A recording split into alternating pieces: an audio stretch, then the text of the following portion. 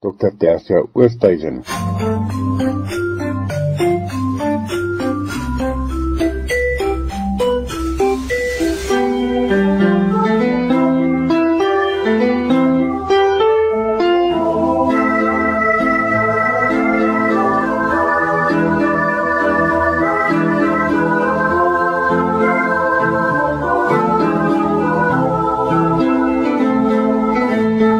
Lig op geestesgesondheid, Dr. Tersia Oosthuizen van die Noordwes Universiteit, bedryfs- en voorligtingsielkundige. Goeiemôre Willem, goeiemôre luisteraars. Ek hoop dat julle 'n goeie week gehad het en dat ons nou al begin om te akklimatiseer by die feit dat herfs eintlik verby is en die winter hier is. En ek hoop dat hierdie nou nie vir ons regtige tyd van hibernering en 'n lae gemoed sal veroorsaak, omdat ons dalk nou meer wil binnenshuis wees, wat ook goed is, maar dat ons nog steeds sal rondbeweeg en buite wees en vars lug inasem en ons Vitamine D inkry deur die son op te soek. Nou, verlede week het ek baie spesifiek gepraat oor wat ons te doen staan wanneer ons by ons ouer persone moontlike tekens van lae gemoed of depressie opmerk, en het ek ook gesê dat ons baie versigtig moet wees as ons dit sien om sommer te dink of aan te neem dat hierdie 'n neurologiese probleem is met 'n ouderdomsverwante siektes soos demensie of Alzheimer's ensovoorts, omdat van hierdie simptome baie keer dieselfde is. So, om net vinnig weer daarna te kyk, en dit geld eintlik maar vir almal wat moontlik sukkel met 'n lae gemoed of depressie. Daar's gewoonlik 'n gebrek aan motivering, mense is moeg, regtig uitgeput. Dan is daar hierdie oormatige gedagtes van ek is nie werd om hier te wees, en dan baie keer ook skuldgevoelens oor goed wat in die lewe gebeur. En iets wat belangrik is rondom skuldgevoelens is die feit dat mense baie keer skaam kry of verleef voel of voel maar hulle was nie werd, sê nou maar in die geval van om in 'n moeilike situasie 'n beter uitkoms te kry of te oorleef waar dit dalk 'n geval van lewe of dood was nie. En as ons in gedagte hou dat almal in Suid-Afrika 'n genetiese predisposisie tot trauma het, dan maak dit hierdie soveel erger.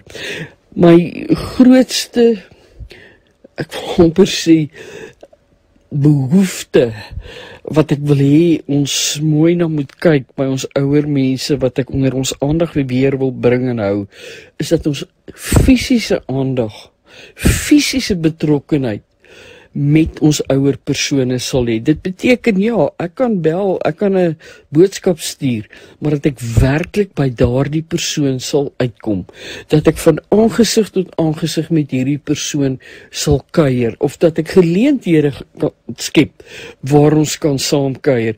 Want die probleem is baie keer dat ons ouer persone hulle begin isoleer, enerzijds omdat daar nie regtig mense is wat by hulle uitkom nie, maar ook anderzijds omdat hulle begin terugtrek en onttrek.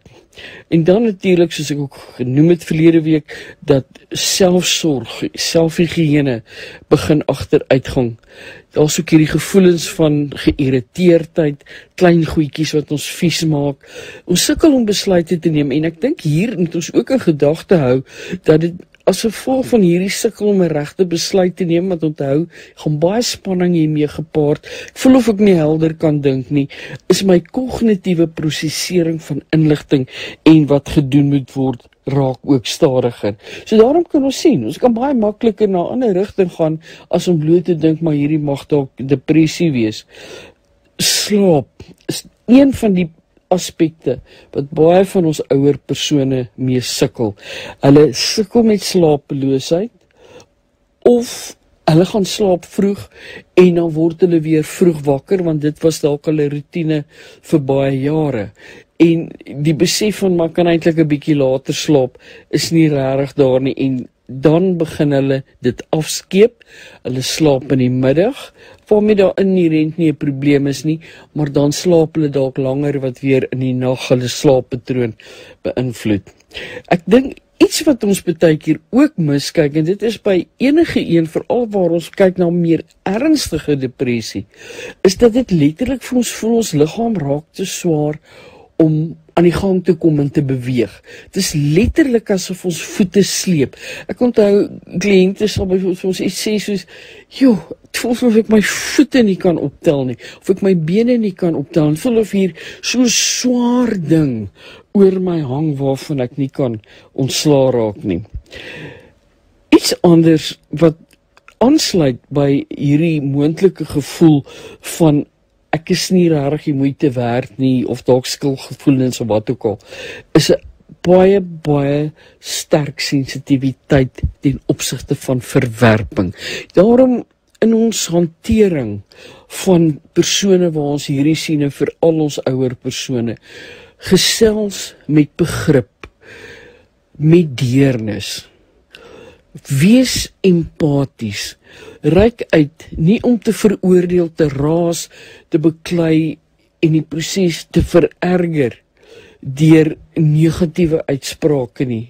Ja, maar dit is wat jy verkeerd gedoen het, of dis wat hier en daar gesê is, en nou sit ons almal met hierdie moeilike situasie. Moenie vingers wys nie. Want 'n persoon, soos ek verlede week ook gesê het, wat hiermee sukkel, en veral ons ouer persone, het nie altyd die woorde om presies uit te druk, wat is die rede waarom ek hierin vasgevang is nie. Nou terwyl ons dit sê, dink ek ook, en dit is wat ek verlede week gesê het, kyk na, nou wat nou, hoe vorentoe. Belangrik, kom by 'n mediese dokter uit, kom by 'n sielkundige of 'n ander hulpverlener uit. Help hierdie persone om by iemand uit te kom waar hulle kan gesels in 'n vry, aanvaarbare, veilige omgewing, waar daar, soos ek reeds gesê het, nie veroordeling gaan wees nie. Want dit is nodig dat ons praat, veral as ons begin isoleer, en ons dink, ag, hierdie goed het so lank terug gebeur, ag, is dit regtig nog belangrik, maar uiteindelik het dit 'n groot impak op ons lewe, en daardie begripvolheid, waar ons hierdie ruimte skep, waar iemand voel, maar dis betroubaar, en ek kan regtig hieroor praat, is baie belangrik. En wat belangrik is vir die persoon wat in hierdie situasie vasgevang is, want dit is, soos ek reeds gesê het, hierdie gevoel van, ek sleep my voete, ek is so ontsettend moeg. En wat begin ons doen? Ons begin al hoe minder en minder beweeg en fisies dinge doen. En dit is een van die goed wat baie belangrik is vir ons liggaam, en wat ons help, verskoning, om nog steeds fiks te bly. Daar's soveel programme wat ek deesdae sien, wat spesifiek vir ons senior en ouer persone ontwikkel is, waar hulle strekoefeninge kan doen. Jy sit op 'n stoel en jy doen hierdie strekoefening, jy hoef nie noodwendig op te staan nie, maar dat ons net kan help om fisies in 'n goeie toestand te bly. Want onthou, die oomblik as ons dit doen, dan stel ons liggaam neurotransmitters soos endorfine en dopamine vry, wat ons hierdie gevoel gee van, dit gaan eintlik goed met my. Slaap, soos ek gesê het, is 'n probleem, en daarom moet ons baie spesifiek kyk na, wat is die kwaliteit van my slaap? Wat beskou ek as behoorlike rus, en praat van slaaphigiëne, waar ek sê nou maar altyd 'n sekere tyd in die aand gaan slaap, en as ek dan baie vroeër wakker word in die oggend, wat doen ek dan in daardie tyd? Staan ek op, raak ek aktief, lees ek, gebruik ek dit as my stilte tyd? So hou dit in gedagte. En praat ek nou van stilte tyd, een van die kosbare goed is om, wat party beskou as mediteer, bepeinsing, tyd wat ek in gebed kan deurbring, dat ek my Bybel kan lees. En dan ook natuurlik hierdie indagtigheid waarvan ons baie keer al gepraat het, waar ek met ander woorde dink aan spesifieke fokusse of goed wat ek net kan doen, wat my help om weg te kom van hierdie negatiewe selfspraak en negatiewe gemoed. En soos ek net nou gesê het, kom ons staan op en ons beweeg 'n bietjie buite toe. Gaan sit in die son.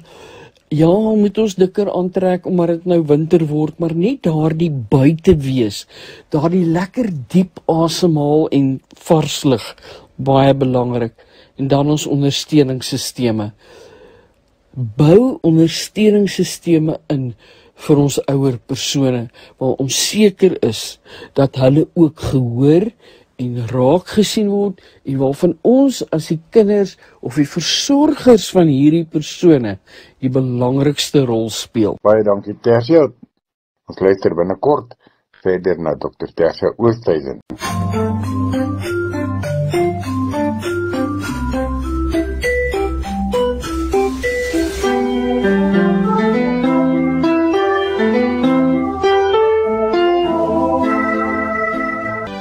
Willem, luisteraars, nou dat ons hierna gekyk het, dink ek ook moet ons weer teruggaan na daardie 3 minute joernaal bepeinsing of wat ook al, wat ek sedert die begin van hierdie jaar oor gepraat het, waar ons weer weet, wat is ons doel in die lewe, waarheen is ons op pad, en hoe kan ek vir my vir elke dag een of ander visie of 'n stelling, of noem dit dan nou maar 'n Bybelvers, belydenis of wat ook al, gebruik, wat vir my belangrik is, en wat vir my voel, hierdie is iets waarin ek vashou, dis 'n oordenking, dis iets wat van waarde is. En dit kan enigeen doen, van 'n kind tot ons oudste mense, as ek dit so kan uitdruk. Want wat doen dit?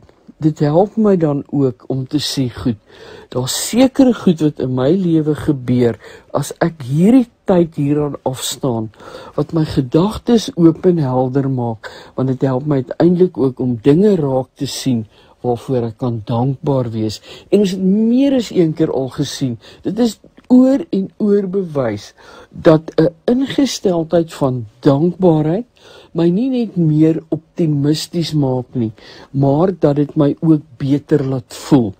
Ek weet daar word baie keer gepraat of verwys na sogenaamde toksiese positiwiteit of giftige positiwiteit. In ander woorde raak my, ag, moenie bekommerd wees nie, alles sal uiteindelik regkom, moenie kyk na die slegte nie, fokus net op die positiewe. Nee, wanneer ons praat van, ek wil amper sê die sielkunde van sterkte, sê ons is een kant van 'n muntstuk.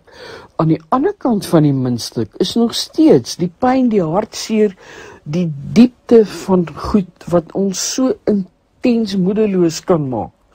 Ek kan byvoorbeeld met 'n kliënt wat depressief is werk en spesifieke terapeutiese modelle gebruik om daardie kliënt te help.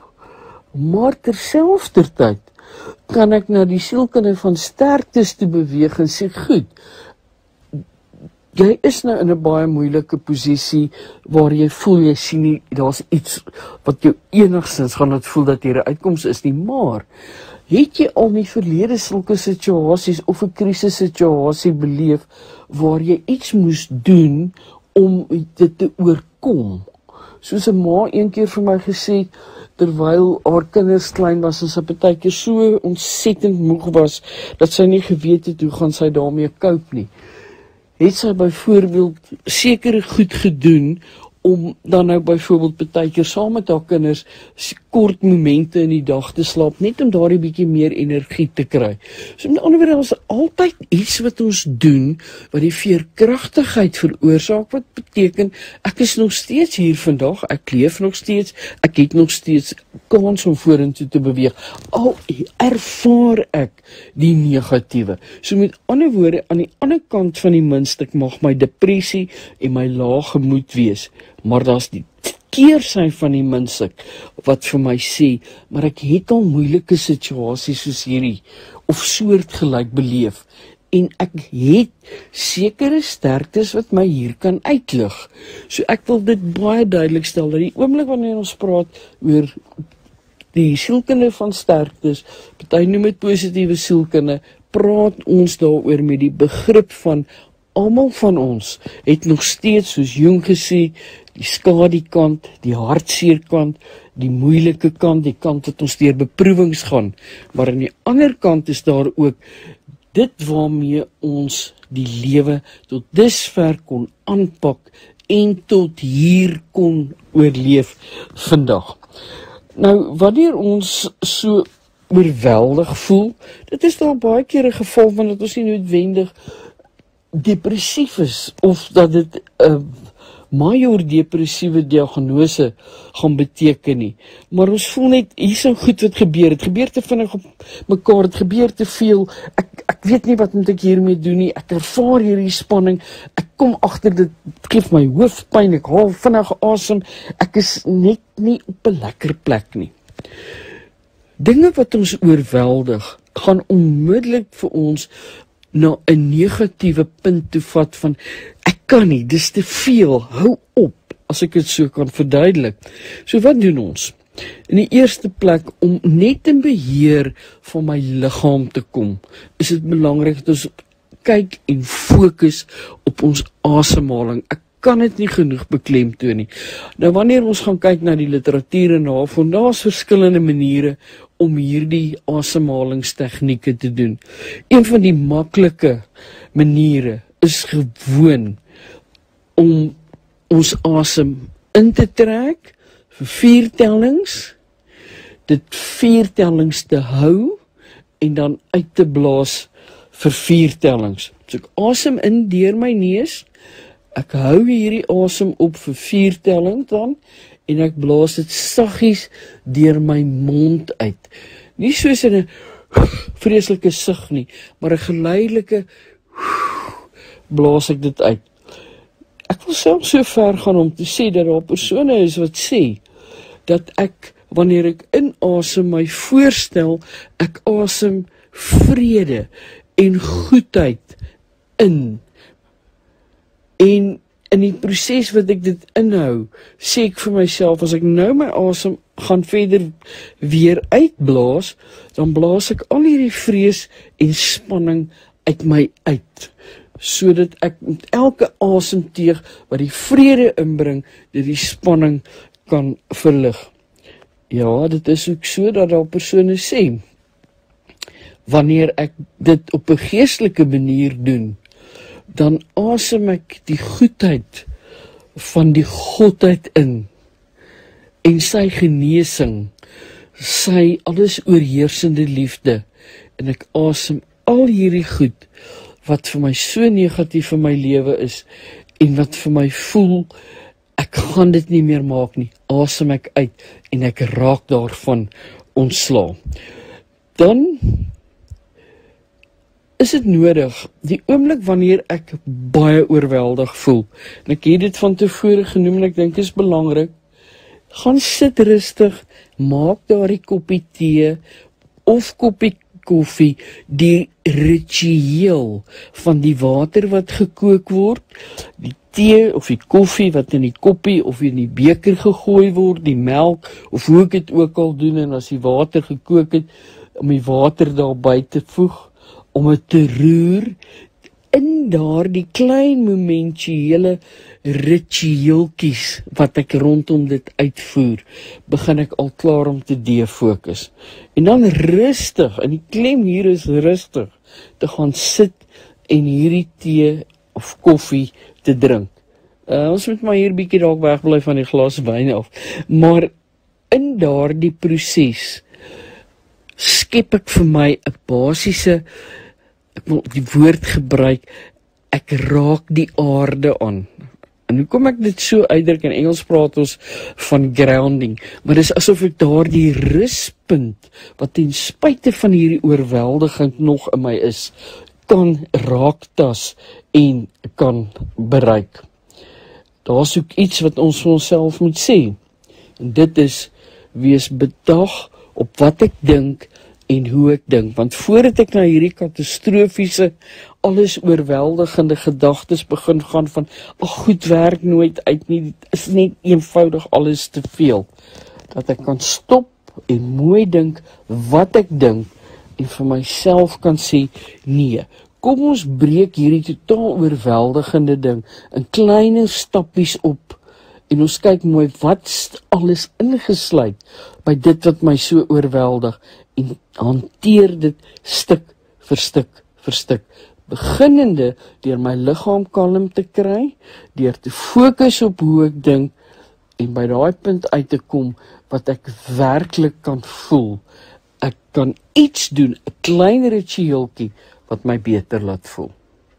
So mag dit dan vir ons 'n goeie laaste, sal ek amper sê, afskeid wees aan die herfs, en waar ons die winter nou kan omarm, waar ons by die begin van Junie is, met die wete dat ek kan ook goed voel terwyl ek deur hierdie wintertyd gaan, en ek kan hulp kry as ek voel dinge is te veel. Baie seën vir elkeen. Dit was dan Dr. Tersia Oosthuizen met lig op geestesgesondheid.